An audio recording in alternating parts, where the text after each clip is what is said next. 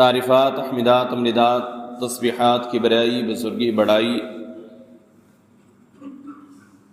اللہ ملک العلام ذوالجلال والاکرام کی ذات اقدس کے لیے خاص ہیں، جو کل کائنات کا خالق، مالک، رازق، مشکل کشا، حالت روا، روزی رسا، بگڑی بنانے والا،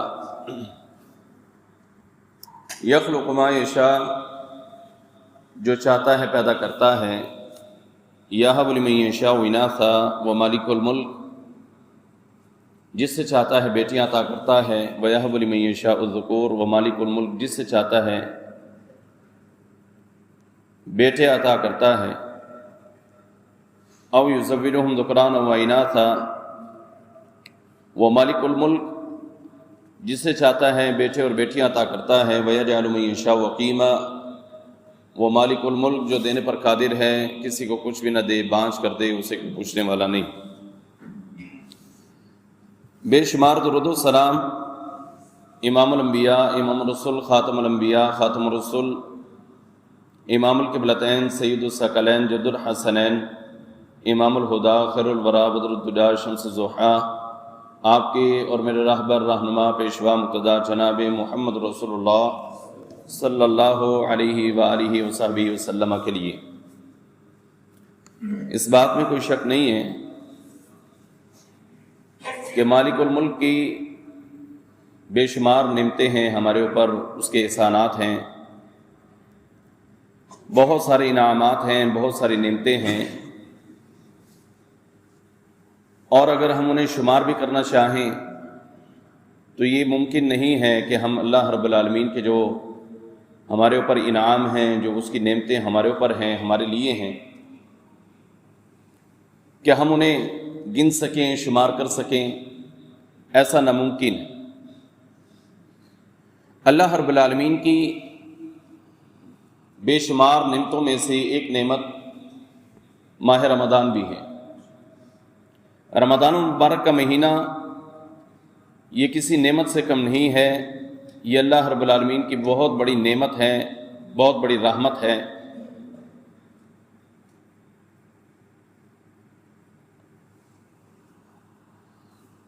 دعا کریں کہ اللہ رب العالمین یہ مقدس مہینہ ہمارے نصیب میں فرما دے، ہمارے حق میں لکھ دے، تاکہ ہم اس کی برکات کو ہم سمیٹ سکیں، حاصل کر سکیں۔ یقیناً ہر دل کے اندر یہ تڑپ ہے، یہ شوق ہے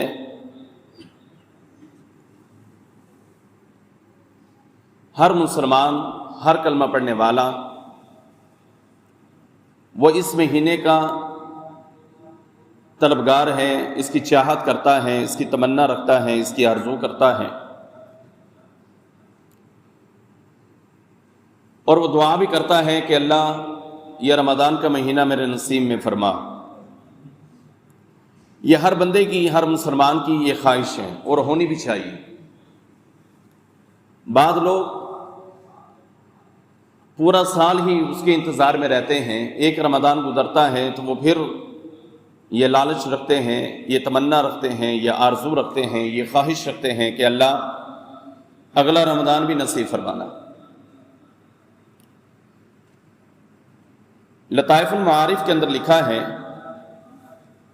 کہ سلف صالحین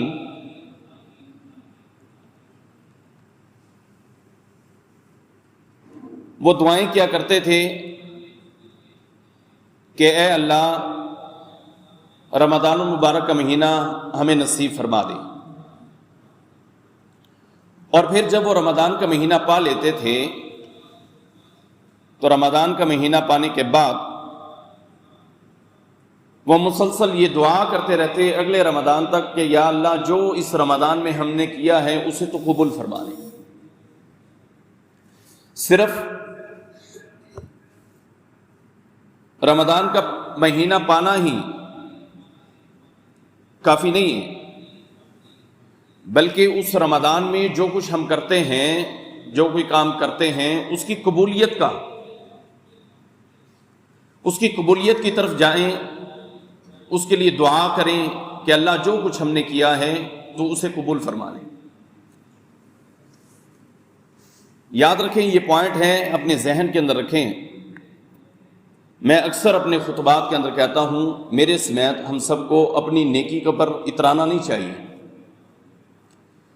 جو اللہ توفیق ہمیں دے دیتا ہے، ہم نیکی کر لیتے ہیں، اس کی قبولیت کی دعا کرنی چاہیے کہ اللہ تو اسے قبول فرما لے۔ اس کی واضح مثال قرآن پاک کے اندر ملتی ہے۔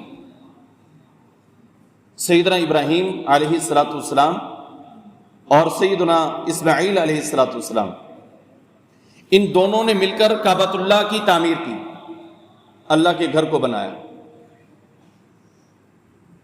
اور جب یہ عظیم کام کر چکے تو پھر انہوں نے دعا کی کہ ربنا تقبل منا، اے اللہ تو ہم سے یہ قبول فرما لے، ہم یہ چھوٹی سی کاوش کر بیٹھے ہیں۔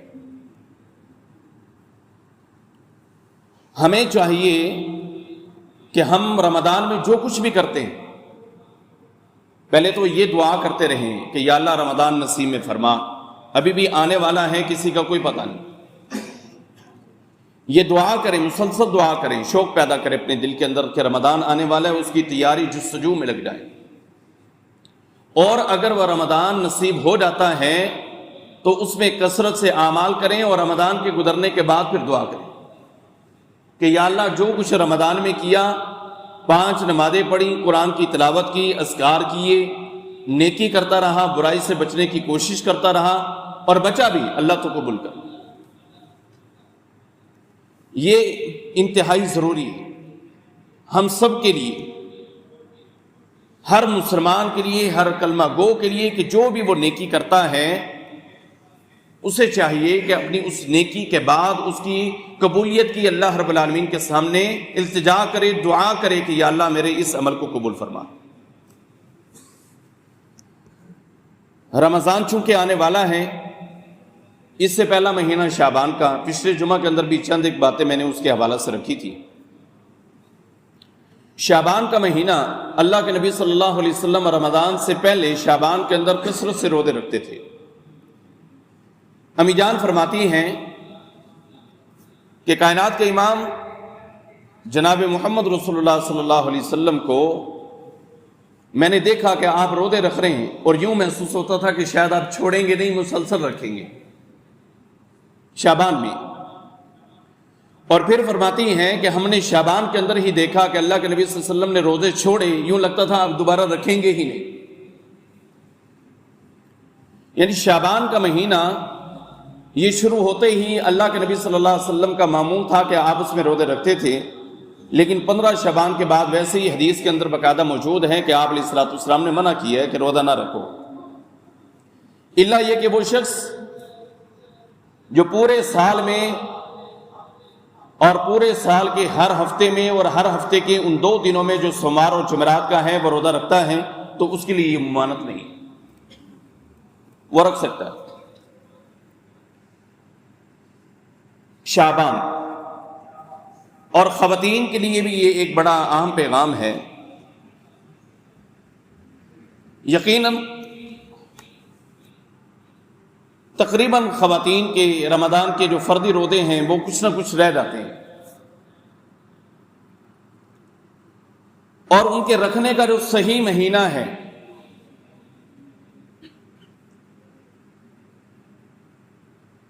حالانکہ ٹائم تو بہت زیادہ گزر جاتا ہے اس میں، لیکن رغبت جو ہے وہ دلائی گئی ہے، شوق دلایا گیا ہے۔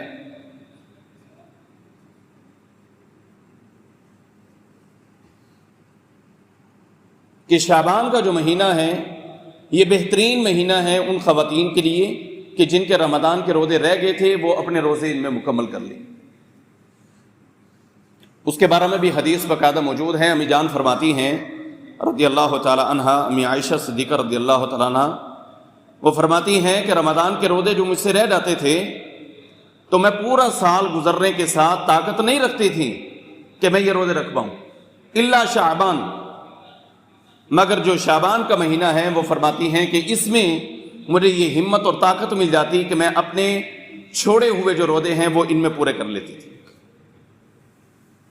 تو خواتین بھی اگر جن کے روزے رہ جاتے ہیں وہ رکھنا چاہتی ہیں تو شعبان کا بہترین مہینہ ہے، لیکن اگر اللہ نے ان کو طاقت وسعت دی ہے، ہمت ہے ان کے پاس، تو رمضان کے گزرنے کے بعد شوال کے مہینے میں بھی وہ روزے اپنے پورے کر سکتی ہیں، کیونکہ خواتین کو حالت حیض میں نماز تو معاف ہے لیکن روزہ وہ معاف نہیں ہے، بعد میں جو ہے وہ روزہ انہوں نے رکھنا ہی رکھنا ہے۔ نماز جو رہ جاتی ہے وہ بعد میں انہوں نے پوری نہیں کرنی، لیکن جو رمضان کے روزے رہ جاتے ہیں وہ بعد میں انہوں نے پورے کرنے ہیں۔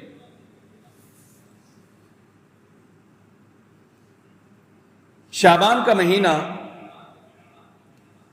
اس میں ہمیں جو ہے وہ اپنے اندر ایک شوق پیدا کر لینا چاہیے اسی مہینے کے اندر ہی،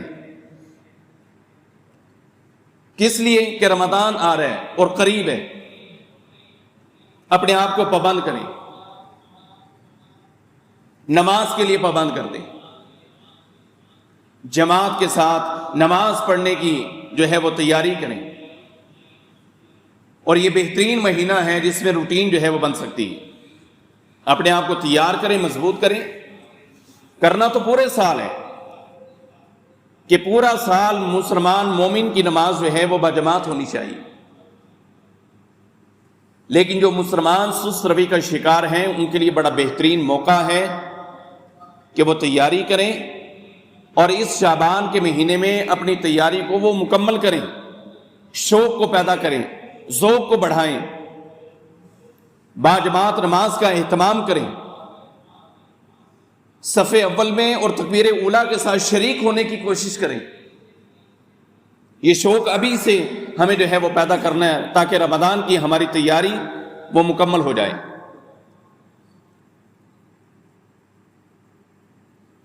تاکہ رمضان میں ہم پورا مہینہ 5 نمازیں باجماعت مسجد میں آ کر ادا کریں اور تکبیر اولیٰ کے ساتھ ادا کریں۔ اس کی تیاری اگر ہو سکتی ہے تو وہ ابھی ہی ہو سکتی ہے۔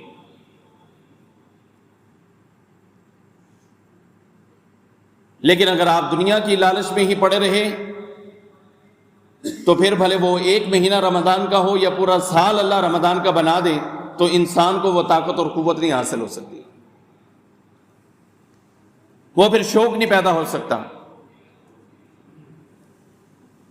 تو لہذا اس مہینے میں اپنے شوق کو بڑھائیں کہ ہم نے رمضان کی انشاءاللہ تیاری کرنی ہے اور جماعت کے ساتھ ہم نے آ کر نماز ادا کرنی ہے۔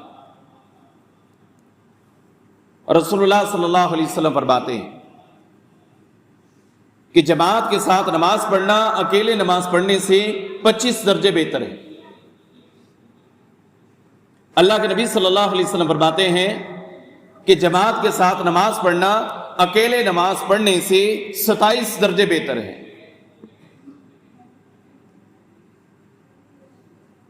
نبی علیہ السلام کی 2 حدیث، یعنی آپ اکیلے نماز پڑھتے ہیں، ظہر کی اکیلے پڑھی تو صرف 1 ہی نماز کا ثواب ہے، لیکن اگر آپ وہی نماز جماعت کے ساتھ ادا کرتے ہیں تو 25 درجے یا 27 درجے اس کو جو ہے وہ ملیں گے۔ اور جو دن میں 5 نمازیں جماعت کے ساتھ پڑھتا ہے وہ گویا کہ 50 نمازیں اس نے پڑھی، اور ہر نماز جماعت کے ساتھ پڑھنے والے کو 27 درجے ملتے ہیں، تو 27 کو 50 سے ملٹیپلائی کرے تو کہاں بات پہنچتی ہے۔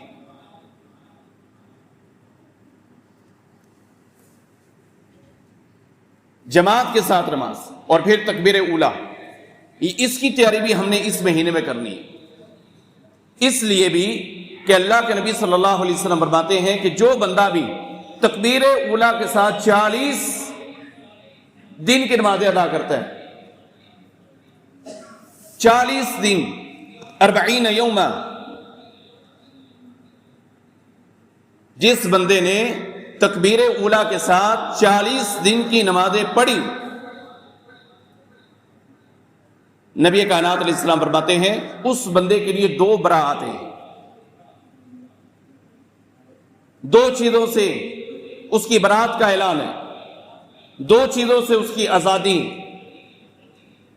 2 چیزوں سے اللہ اس بندے کو محفوظ کرتا ہے کہ جو بندہ تکبیر اولیٰ کے ساتھ نماز ادا کرتا ہے، مسجد میں آتا ہے، تکبیر اولیٰ میں شامل ہوتا ہے، 40 دن مسلسل 2 براتیں، برات من النار و برات من النفاق۔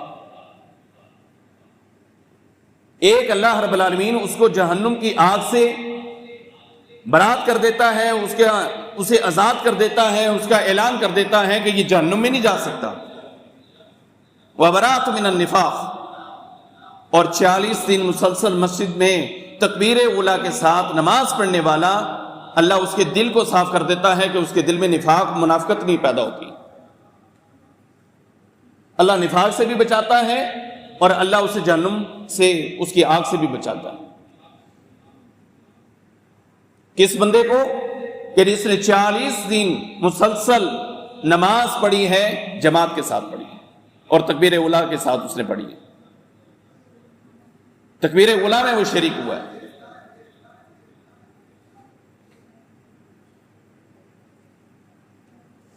سعید بن المسیب رحمہ اللہ بہت بڑے تابعی، بہت بڑے تابعی ہیں سعید بن مسیب رحمہ اللہ۔ ان کی زندگی کے واقعات جب ہم پڑھتے ہیں، مطالعہ کرتے ہیں، تو دل میں ایک رشک یہ بھی آتا ہے کہ یا اللہ وہ بھی تو ہم جیسے انسان تھے، ہمیں کیا ہے؟ الگ ہی واقعات ہے زندگی کے ان کے۔ سعید ابن المسیب رحمہ اللہ، ان کے بارے میں باقاعدہ موجود ہے کہ وہ فرماتے ہیں ما اذن المؤذن منذ 30 عاما الا وانا في المسجد۔ اور ایک دوسری کتاب میں لکھا ہے 40 عاما، وہ فرماتے ہیں کہ کبھی ایسا 30 سال مسلسل، یہ 40 سال مسلسل، 30 سال مسلسل یا 40 سال مسلسل ایسا نہیں ہوا کہ مؤذن نے اذان دی ہو اور سعید بن المسیب مسجد میں نہ ہو، رحمہ اللہ۔ ان کے کہنے کا مقصد یہ ہے کہ 30 سال مسلسل 5 وقت کی اذان جس مؤذن نے دی ہے، مؤذن اگر مسجد میں آ کے اذان دے رہا ہے تو سعید بن المسیب رحمہ اللہ مسجد کے اندر اس وقت پائے جاتے تھے۔ 30 سال مسلسل، اور دوسری جگہ پہ کیا ہے؟ 40 سال مسلسل۔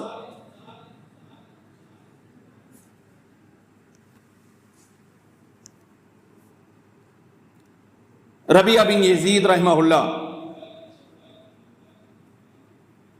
محدث سے وقت کے، وہ فرماتے ہیں کہ 40 سال مسلسل ایسا ہی میرے ساتھ ہوا کہ جب بھی مؤذن نے اذان دی میں مسجد کے اندر پایا جاتا تھا،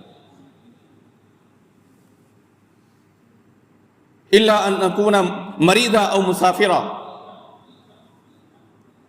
وہ ساتھ فرماتے ہیں سوائے اس بات کے کہ میں جب بیمار ہوں یا میں مسافر ہوں، اس وقت میں مسجد میں نہیں تھا، لیکن جب بھی میں صحت مند، توانا، تندرست تھا تو جب بھی مؤذن نے اذان دی ہے میں مسجد کے اندر پایا گیا۔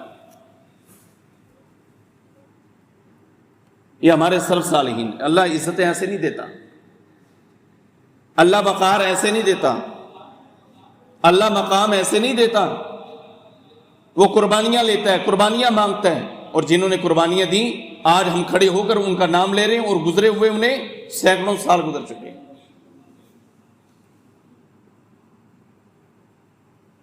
آج ہم ان کا ذکر کر رہے ہیں،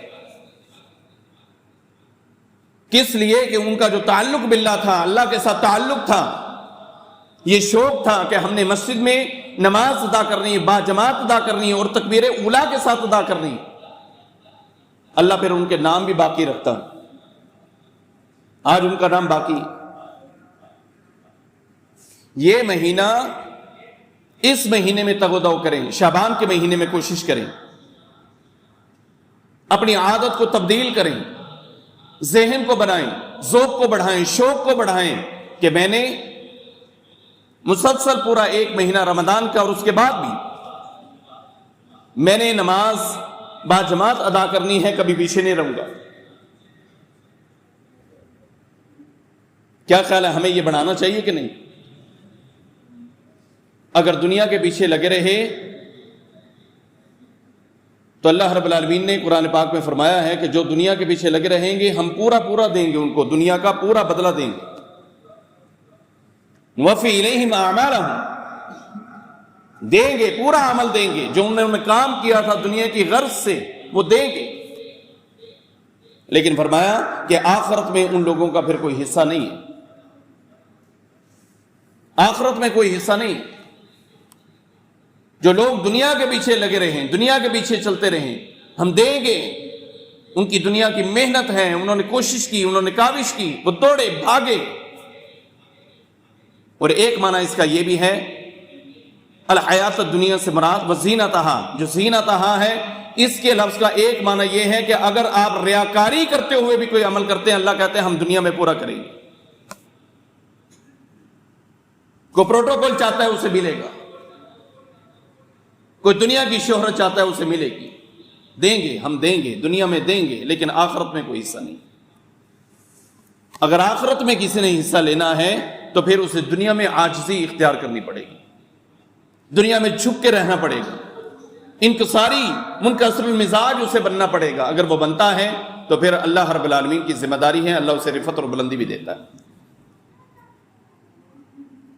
تو یہ رمضان کا جو مہینہ آ رہا ہے، اس سے پہلے کوشش کریں، ذوق کو بڑھائیں، تکبیر اولیٰ کے ساتھ نماز پڑھنے کی کوشش کریں کہ میں نے تکبیر اولیٰ کے ساتھ پڑھنی ہے، باجماعت نماز میں نے ادا کرنی ہے، ایک نماز کا ثواب میں نے 27 کے برابر حاصل کرنا ہی کرنا ہے۔ کوشش کریں، اللہ کی طرف آئیں۔ اور یہ ابھی ٹائم ہے کہ اپنا ذہن بنائیں کہ جو کچھ بھی پیچھے ہم کر کے آئے ہیں، اللہ کے سامنے اپنی تیاری کے اندر اس بات کو بھی شامل کر لیں کہ یا اللہ ہم بڑے گناہگار ہیں، تجھ سے معافی کے طلبگار ہیں، تو معاف کر دے، صاف ستھرا کر دے، تاکہ ہم رمضان کے روزے بھی رکھیں اور نمازیں بھی پڑھیں، قرآن بھی پڑھیں، تلاوت بھی کریں، اذکار بھی کریں۔ اس میں کوشش کریں، اللہ کی طرف رجوع کرنے کی کوشش کریں، اپنے گناہوں کی معافی اس مہینے میں مانگیں، رمضان سے پہلے پہلے اپنے گناہوں کی معافی اللہ سے مانگ لیں، اور صاف ستھرے ہو کر، سفید لباس کی طرح ہو کر، سفید ورقے کی طرح ہو کر، پھر اپنے اس ورقے کے اوپر اس کی سیاہی جو اس کے اوپر لگے تو وہ ہمارے اعمال صالحہ کی ہو،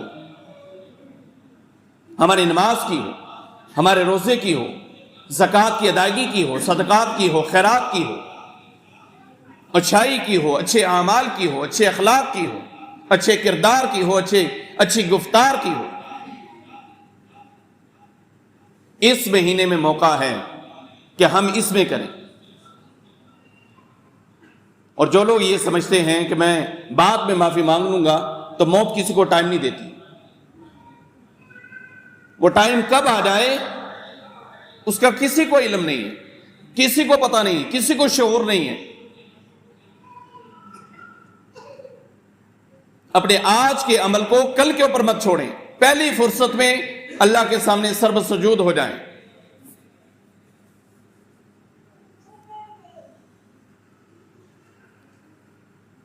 گڑ گڑا کے اپنے گناہوں کی معافی اللہ سے مانگیں، وہ معاف کرنے پر قادر ہے۔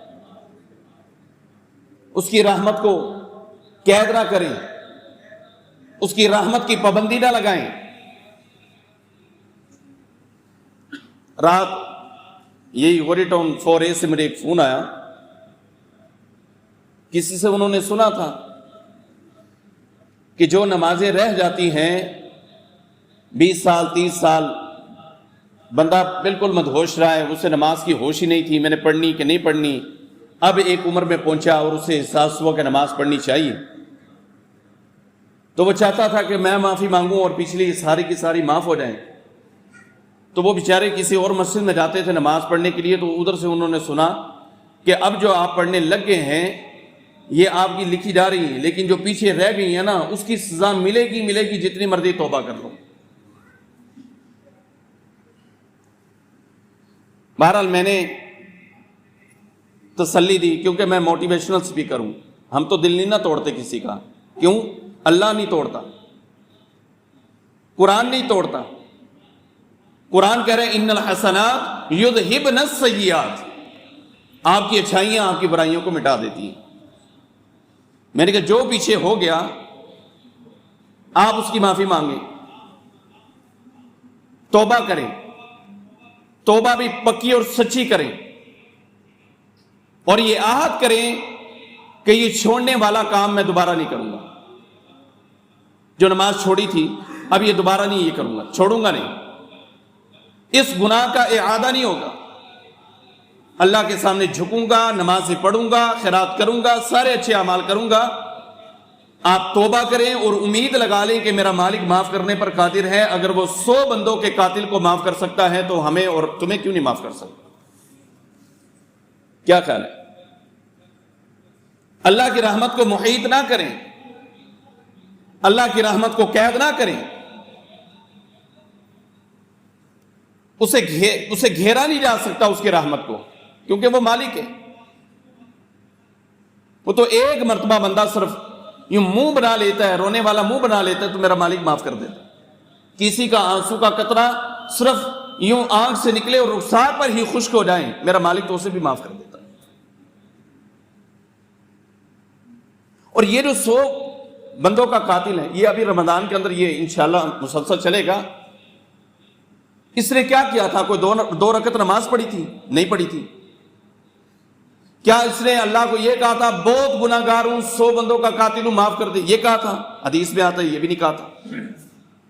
کیا کیا تھا؟ صرف دل کے اندر ایک شرمندگی تھی کہ مر جاؤں گا تو اللہ کو کیا منہ دکھاؤں گا، ایک شرمندگی دل کی، حدیث میں موجود ہے۔ یا پھر ایک عالم دین سے پوچھنے کے لیے چلے گئے، مولوی سے پوچھنے چلے گئے، بتلاؤ بھائی میں نے 99 بندے قتل کیا، کیا حل؟ انہوں نے کہا کوئی حل نہیں۔ انہوں نے کہا تیرا بھی پھر کوئی حل نہیں۔ اس نے اسے بھی کھڑکا دیا۔ پھر بھی دل میں شرمندگی تھی کہ اللہ کو کیا منہ دکھلاؤں گا۔ کوئی توبہ کے کلمات نہیں کہے، کوئی استغفار نہیں کیا، صرف دل کا ایک تعلق ہے۔ اور میں آپ کو بھی کہتا ہوں کہ آپ کو زبان سے کہنے کی بھی جو ہے وہ ضرورت نہ پڑے، آپ کا دل اتنا شرمندہ ہو، تیرا مالک اسے دیکھ کے تجھے معاف کر دیتا۔ وَلَقَدْ خَلَقْنَا الْإِنسَانَ وَنَعْلَمُ مَا تُوَسْوِسُ بِهِ نَفْسُهُ۔ اللہ فرماتے ہیں ہم نے انسان کو پیدا کیا اور جو دل کے اندر جو پیدا ہونے والا وسوسہ ہے نا، میں تو اس کو بھی جانتا ہوں۔ یہ رمضان کا مہینہ احباب گرامی جو آنے والا ہے، اس کی تیاری اس شعبان کے اواخر کے اندر کریں۔ ابھی سے اپنے دل کو مضبوط کریں، اپنے عمل کو مضبوط کریں، اللہ کے سامنے جھکنے کی تیاری کریں، نماز کی پابندی کی تیاری کریں۔ جو سستیاں پیچھے ہو گئیں اس کی اللہ سے معافی مانگ لیں، توبہ کریں، استغفار کریں، جھک جائیں اس کے سامنے، وہ معاف کرنے پر قادر ہے۔ کوئی آپ کو فتوے دیتا رہا کہ نہیں تیرا گناہ معاف نہیں ہوگا، ایسی بات نہیں۔ ہم کہتے ہیں کہ اے بخشے گئے تو ایسی بھی بخشے جانا ہے، یہ بات غلط ہے۔ آپ کس طرح اللہ کی رحمت کو محدود کر سکتے ہیں؟ وہ بڑے بڑے گناہ گاروں کو معاف کر دے گا، بڑے بڑے گناہ گاروں کو، سیاہ کاروں کو۔ جو شرک کی حالت میں مر گیا ہے صرف اس کے لیے معافی نہیں ہے۔ شرک کے علاوہ کسی بھی عمل کے اوپر اگر انسان مر گیا ہے، قرآن 2 جگہ پر ارشاد فرما رہا ہے کہ ان اللہ لا یغفر ان یشرک بہ ویغفر ما دون ذلک لمن یشاء، کہ اللہ شرک کو معاف نہیں کرے گا، اس کے علاوہ جتنے گناہ ہیں اللہ چاہے گا تو معاف کر دے گا۔ اس میں اللہ کی منشا ہے، اور اللہ قرآن میں کہہ رہے ہیں کہ میں اپنے بندوں پر ظلم نہیں کرتا۔ آپ کر کے آ جائیں یہ علیحدہ بات ہے، لیکن اپنے رب سے، اس کی رحمت سے مایوس نہ ہو، توقع رکھیں کہ میں نے جو کچھ کیا ہے یا اللہ شرک نہیں کیا، یہ بس عقیدہ ہو کہ یا اللہ شرک میں نے نہیں کیا، باقی ہو گئے انسان تھا، اللہ معاف کر دے انشاءاللہ۔ تو یہ رمضان جو آنے والا ہے، اس سے پہلے اس مہینے کے اندر، شعبان کے اندر تیاری کریں، اپنے دل کو مضبوط کریں، اللہ کی طرف توجہ کریں، عبادات کی طرف توجہ کریں، مسجدوں کا رخ کریں، وضو کا اچھے طریقے سے اہتمام کریں، بلکہ گھر سے کر کے آئیں۔ اپنے گھروں سے کر کے اگر آپ آتے ہیں مسجد میں، پھر باجماعت نماز ادا کرتے ہیں، تکبیر اولیٰ کے ساتھ کرتے ہیں، ہر ایک سٹیپ کا علیحدہ ثواب ہے۔ جماعت کے ساتھ پڑھنے کا 27 درجے ہیں، تکبیر اولیٰ 40 دن پڑھی، اللہ جہنم سے خلاصی نفاق سے خلاصی. اور وضو اگر گھر کر کے آئے ہیں، گھر سے کر کے آئے ہیں، مسجد کی طرف چلیں، ہر قدم کے اوپر نیکی ہے. اور اللہ کے نبی السلام نے کیا فرمایا کہ گھر سے وضو کر کے آنے والا، ابو داؤد کی حدیث ہے، فرمایا گھر سے وضو کر کے آنے والا نمازی جو گھر سے وضو کرے اور وہ پیدل چلے، مسجد میں آئے، نماز پڑھے، اللہ کے نبی السلام نے فرمایا کل حاج والعمرہ، وہ اس طرح سے اس کی مثال ہے جس طرح بندہ نماز نہیں پڑھنے کے لیے آیا ظہر کی، بلکہ حج اور عمرہ کرنے کے لیے آیا. یہ نماز نہیں پڑھنے کے لیے، یہ حج اور عمرہ کرنے کے لیے. اور اگر 5 ٹائم ہی ہم اپنے گھر سے وضو کر کے آ جائیں، سبحان اللہ، دن میں 5 مرتبہ حج اور 5 مرتبہ عمرے، اتنی زبردست سیل میرے مالک الملک نے لگا رکھی ہے.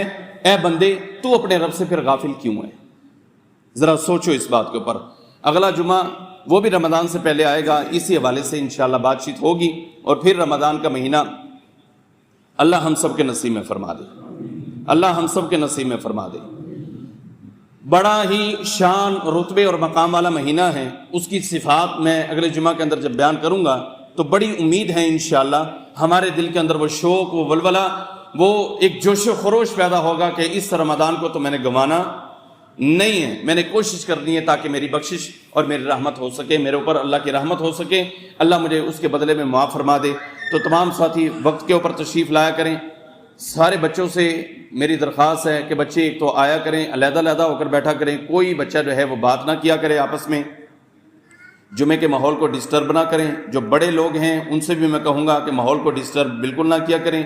توجہ سے بات کو آپ سنیں گے، آپ کا بھی فائدہ ہے، میرا بھی فائدہ ہے کہ میں اپنی بات آپ کو سنا سکوں گا، آپ کا فائدہ ہے کہ آپ سن سکیں گے. اس سے بھی بڑا ایک فائدہ یہ ہے کہ اللہ کے نبی علیہ السلام نے فرمایا کہ کوئی بندہ کسی کو بھی اگر یہ بھی کہتا ہے نا وہ چپ کر فقط لغوتا، تو اس نے بھی لغو کیا. ایک حدیث میں ہے کہ ایک تن کا بھی اٹھا کے اگر آپ سائڈ پہ کرتے ہیں تو پھر بھی فقط لغوتا، تو نے لغو کر لیے، تیرے جمعے کا کوئی فائدہ نہیں. اس جمعے کی اتنی اہمیت، اس خطبے کی اتنی اہمیت ہے، ہم پتہ نہیں کہاں سوئے پڑے ہیں، ہمیں سمجھ نہیں آتی. اتنی زیادہ اہمیت کہ ایک تن کا بھی نہیں ہلانا. ہر بندہ آئے، 2 رکعت پڑھے اور بیٹھ جائے خاموشی سے. جدھر کوئی بیٹھا ہے وہ خاموشی سے سنے، بات کو سنے، خطبے کو سنے کہ اس میں کہا کیا جا رہا ہے. بچے بالکل نہ بولا کریں، آئیں علیحدہ علیحدہ ہو کر بیٹھیں. خواتین بھی اپنے بچوں کو جو ساتھ لے کر آتی ہیں چپ کروانے کی کوشش کیا کریں. ان کا آنا کو منع نہیں ہے، نہ بچوں کا مسجد میں آنا منع ہے. یہ آئیں گے تو یہی وہ پود ہوگی جو آگے چل کر مسجدوں کے نمازی بنیں گے. اگر ہم مسجدوں سے بچوں کو روک دیں تو نمازی میں پھر کتوں لب کے لے آما ہیں، وہ پھر بوڑھے نمازی ہوتے ہیں سفید داڑیوں والے، پھر وہ رکوع لمبا ہو جائے تب بھی وہ پیٹتے ہیں بیچارے، کچھ سجدہ لمبا ہو جائے پھر بھی تکلیف ہوتی ہے. ظاہری بات ہے نا، بڑھاپے کو پہنچ گئے، اٹھا بیٹھا نہیں جاتا. جوانی کی عبادت، بچے مسجد میں آئیں، لیکن میرے تمام بچوں سے، چونکہ یہ میرے بیٹوں کی حیثیت سے ہیں، آپس میں بات چیت نہ کیا کریں، خطبے کا ماحول خراب نہ کریں. اللہ آپ سب کو اجر سے نوازے، اللہ ہم سب کو معاف فرما دے.